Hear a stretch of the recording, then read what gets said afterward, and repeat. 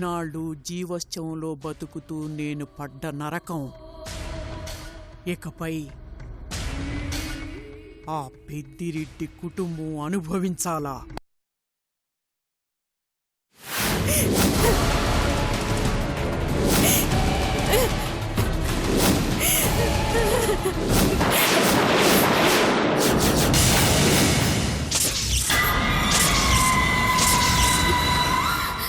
యాడికి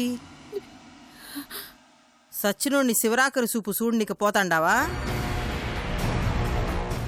ఆడ సూడ్నికి ఇంకేది మిగల్లా. ఏంది బాధగా ఉండదా? ఈ ఇంటికొచ్చి చాలా ఏండ్లైనాదే, ఇంకా ఆళ్ళ మీద మమకారం సావలా? ఏయ్, నీ కన్నీళ్ళు కరిగిపోయే వాళ్ళెవ్వరూ లేరీడా.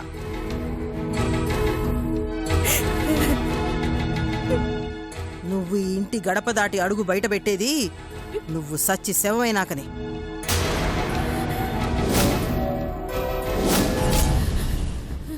పో లోపలికి పో. లోపలికి పోయి ఓ మూల గుచ్చినేడు.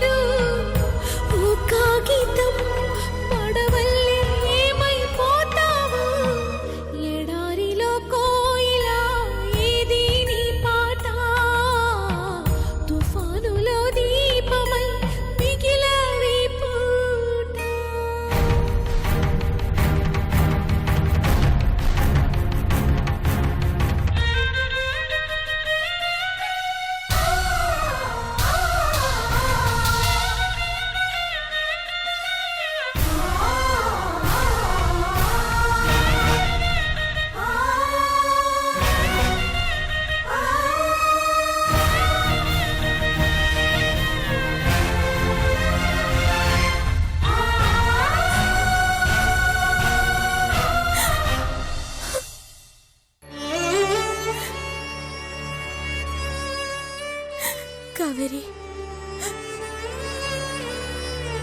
రామ్మా.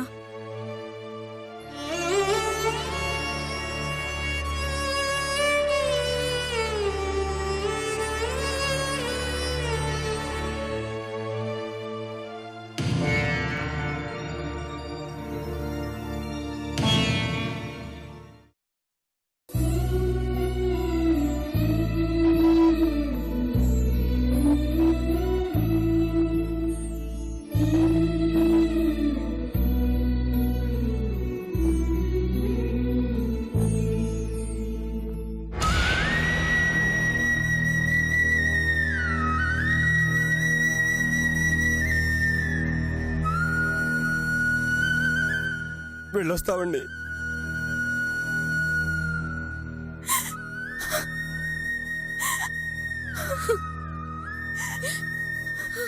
నాకు వెళ్ళాలని లేదక్క.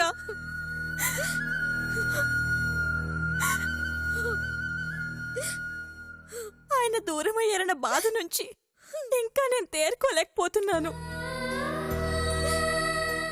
ఇక మీ అందరికీ దూరంగా వెళ్ళి బ్రతకాలంటే నాకు ప్రాణం పోతున్నట్టు అనిపిస్తోందక్క.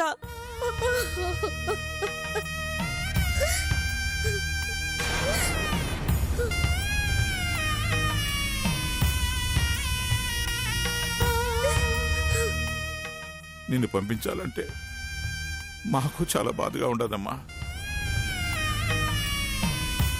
కానీ ఈ కుటుంబంలో కోడలు అడుగు పెట్టినప్పటి నుంచి నువ్వు ఏనాడు సుఖపడింది లేదు. అనుక్షణం ఏం జరుగుతుందోనన్న భయంతోనే బతకాల్సి వచ్చింది. ఈ ఇంటి మనిషిని కట్టుకున్న పాపానికి ఇంత చిన్న వయసులోనే నీ జీవితంలో చీకటి అలుముకున్నది. అట్ట అనుమాకండయ్యా. ఎంతో పుణ్యం చేసుకున్నది కాబట్టే ఈ ఇంట కొడలుగా వచ్చినది.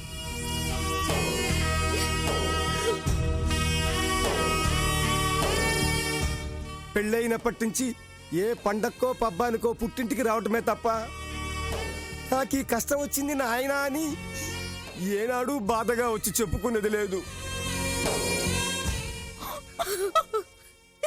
అట్టా చూసుకున్నారయ్యా మీరు.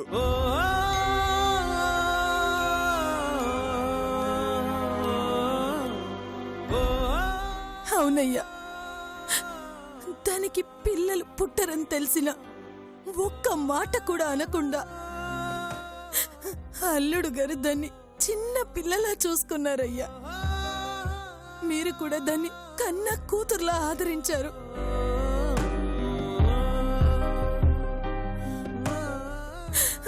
దాని తలరాత బాగోక ఇట్ట జరిగినది, కానీ మీ వల్ల దానికి ఏనాడు కట్టం కలగలేదయ్యా.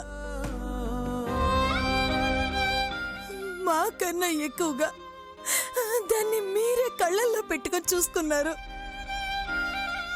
ఇప్పటికైనా ఈయన్నే ఉంటే దాని బాధ తీరదనే ఉద్దేశంతో పంపిస్తున్నారే గాని మీకు బరువై కాదని మాకు తెలుసయ్యా.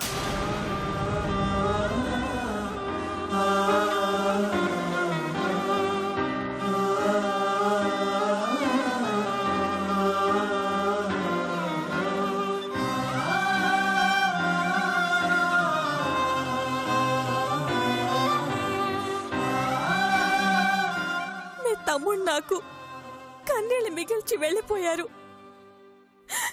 కనీసం ఆయన జ్ఞాపకాలైనా నాకు మిగలనివ్వండి బావగారు.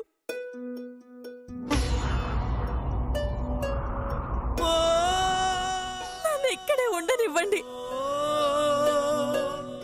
వద్దమ్మా, ఇక్కడే ఉంటే చిన్నోడి జ్ఞాపకాలతో పాటు దుఃఖం కూడా నిన్ను వెంటాడుతూనే ఉంటుంది. మర్చిపోవడం అనేది ఉంటేనే జీవితంలో ముందుకు పోగలం. జ్ఞాపకాలు తలుచుకుంటూ ఉండిపోతే నీ జీవితం చీకట్లోనే గడిచిపోతుంది.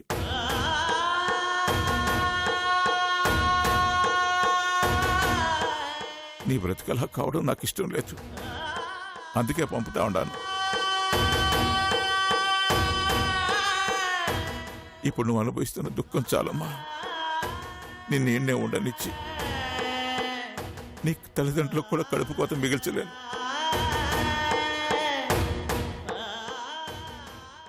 వెళ్ళమ్మా, వెళ్ళు.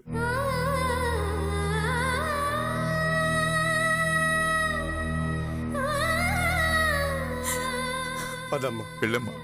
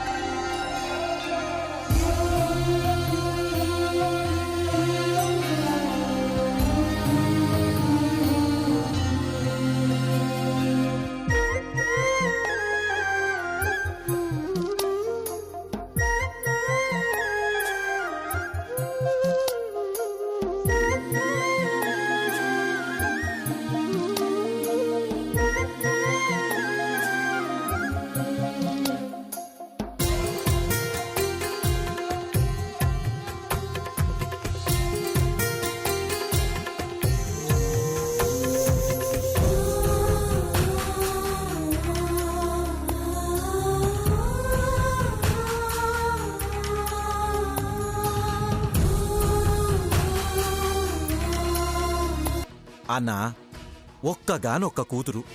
మంగళసూత్రం మనం తీసుకొస్తే బాగుంటది కానీ పనులు తీసుకొస్తే ఏం బాగుంటది? నేను వచ్చేస్తాను కదా, నువ్వేం కంగారు పడమాక, నేను వచ్చేస్తాను కదా.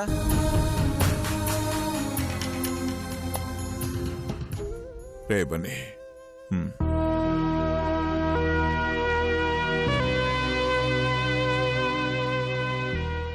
బసవా,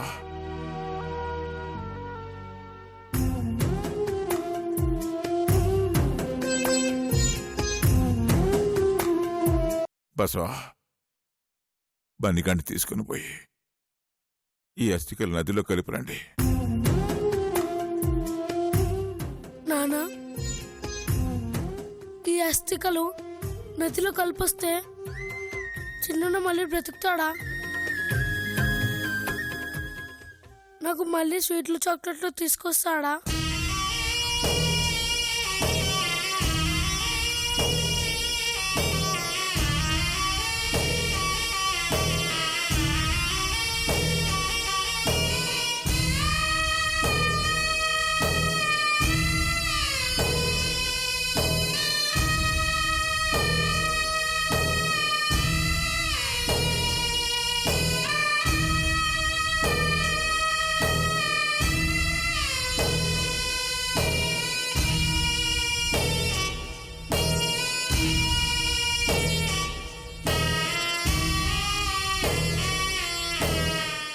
బసవా, తీసుకుని వెళ్ళు.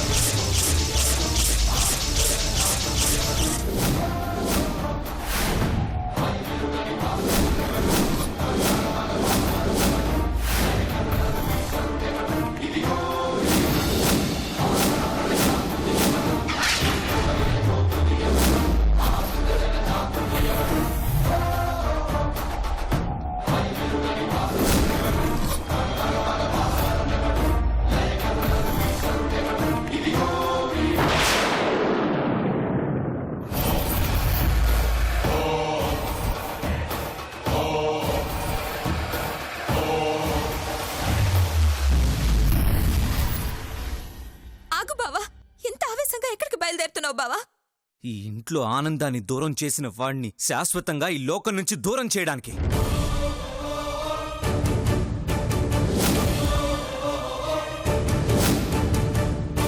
నీకేమైనా పిచ్చా?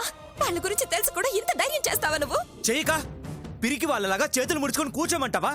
వాళ్ళ వల్ల మన కుటుంబంలో ఒకరిని నష్టపోయి మౌనంగా కూర్చోమంటావా? ఒక్కల్ని కూడా వదిలిపెట్టను వయసు. శవాల ముందు కూర్చొని ఏడవడానికి ఒక్క మనిషి కూడా మిగలకుండా మొత్తం అందరినీ నరికేస్తాను.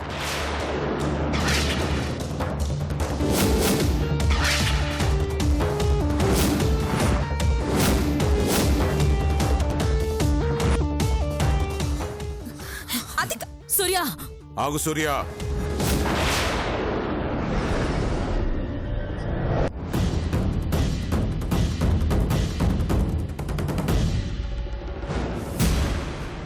ఆవేశపడకు. ప్రతీకారం తీర్చుకోవడానికి ఇది సమయం కాదు. వాళ్ళు మనం దెబ్బతీసిన కసిలో ఉండారు. వాళ్ళకిప్పుడు ఎదురెళ్ళడం మనకే మంచిది కాదు. అవును బావా, బాబాయ్ పోయిన దుఃఖంలో నుండే మనం ఇంకా తేలుకోలేదు. మళ్ళీ ఇప్పుడు జరగరాంది ఏదైనా జరిగితే మేము తట్టుకోలేం బావా.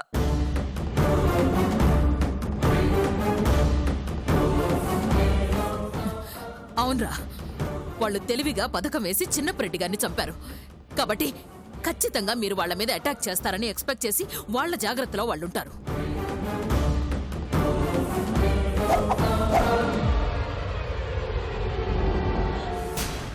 ఈ టైంలో వాళ్ళ ముందుకు వెళ్ళడం చాలా ప్రమాదం సూర్య.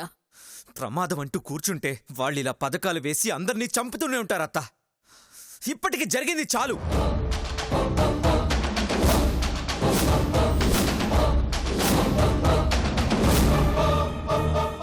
ఇంకా వాళ్ళకి అవకాశం ఇవ్వకూడదు. ఈ రోజుతో ఈ పగలకి ప్రతీకారాలకి ఫుల్ స్టాప్ పెట్టాల్సిందే. సూర్య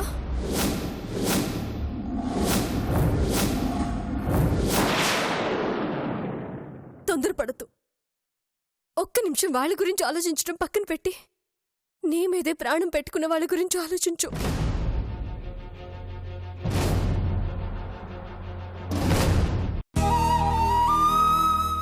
నీ జీవితంతో ఈ కుటుంబం సంతోషం ముడిపడి ఉంది. ఇప్పుడు నువ్వు ఆవేశపడి ఏదైనా అనార్థం తెచ్చుకుంటే శాశ్వతంగా ఈ కుటుంబం సంతోషాలకి దూరమైపోతుంది.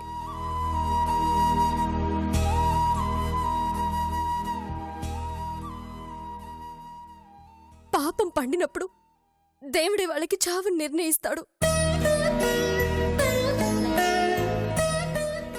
మీరైనా చెప్పండమ్మా. అవును బాబు, ఆ దుర్మార్గుల జోలికి వెళ్ళడం అంటే చావుకి ఎదురెళ్ళినట్టే. అయినా నువ్వు ఈ గొడవలో తలదూర్చడానికి వీల్లేదు సూర్య. మాలో మొదలైన పగ మాతోనే అంతం కావాలి. నువ్వు నా కూతురి భవిష్యత్తువి. నీకేం కాకూడదు సూర్య. చిన్న మావయ్యని చంపేశారు మావయ్య, చంపేశారు. వదిలేయాలా? నా కొడుకుల్ని వదిలేయాలా? వదలను, ఎవరిని వదలను. కాకపోతే దానికిది సమయం కాదు.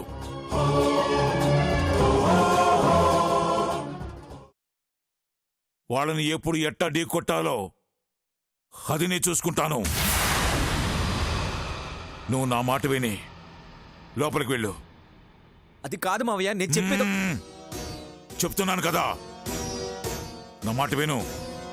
లోపలికి వెళ్ళు, వెళ్ళు, వెళ్ళు.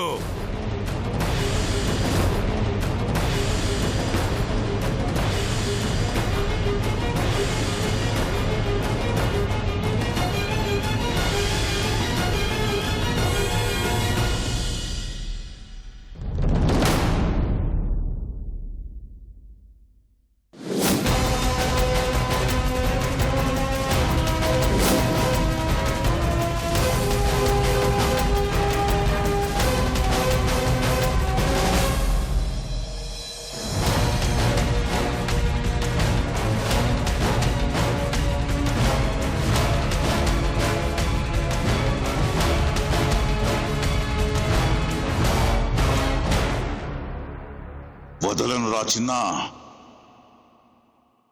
నీ చావుకు కారణమైన వాళ్ళని ఎవరిని వదలను.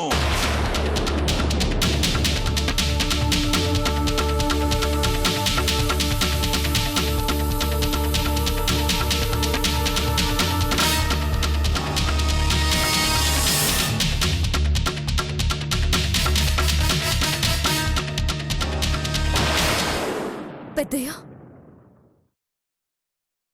ఒక్క విషయం అడుగుతాను, చెప్తారా? అసలు ఆ కొండారెడ్డి కుటుంబం ఎందుకు మీ మీద అంత పగ పెంచుకున్నారు? అసలేం జరిగింది?